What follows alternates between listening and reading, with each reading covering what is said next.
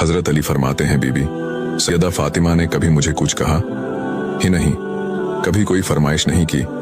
एक दिन सख्त बीमार हुई तो मैं करीब बैठा तो मैंने कहा, फातिमा तुमने कभी कुछ नहीं मांगा, ऐ इज्जत वाले बाप की इज्जत वाली बेटी, मेरा दिल करता है कि तुम मुंह से कोई फरमाइश करो।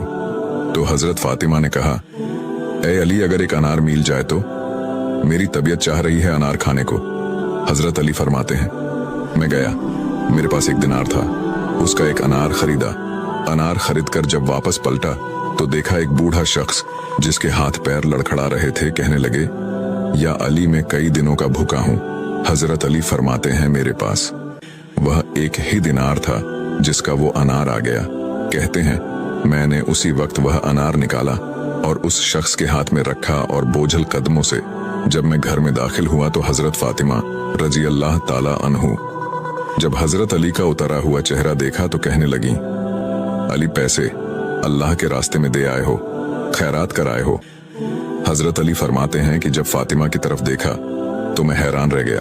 हजरत फातिमा ने कहा, मुझे यकीन है आप अनार लेने गए थे और आपने अनार खरीद भी लिया था। मेरे साथ बेवफाई हो ही नहीं सकती, किसी सवाली ने मांग लिया होगा। अली आ जाएं, मुझे अनार खाने से इतना सुकून नहीं मिलता जितना अल्लाह के रास्ते में देने से मिला है।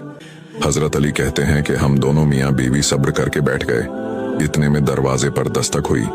कहते हैं कि जब मैं दरवाजे पर उठकर गया तो देखा सामने हजरत सलमान फारसी खड़े हैं। उन्होंने मुझे 9 अनार दिए, कहने लगे, नबी पाक सल्लल्लाहु अलैहि वसल्लम ने भेजे हैं। तो हजरत अली कहने लगे, ये हमारे नहीं, किसी और के हैं, पड़ोसी के हैं। तो हजरत सलमान फारसी ने कहा, नहीं, यह आपके ही हैं। हजरत अली फरमाने लगे, मेरे होते तो 10 होते, इसलिए कि अल्लाह ने फरमाया कि तुम एक नेकी करोगे तो 10 नेकियां मिलेगी।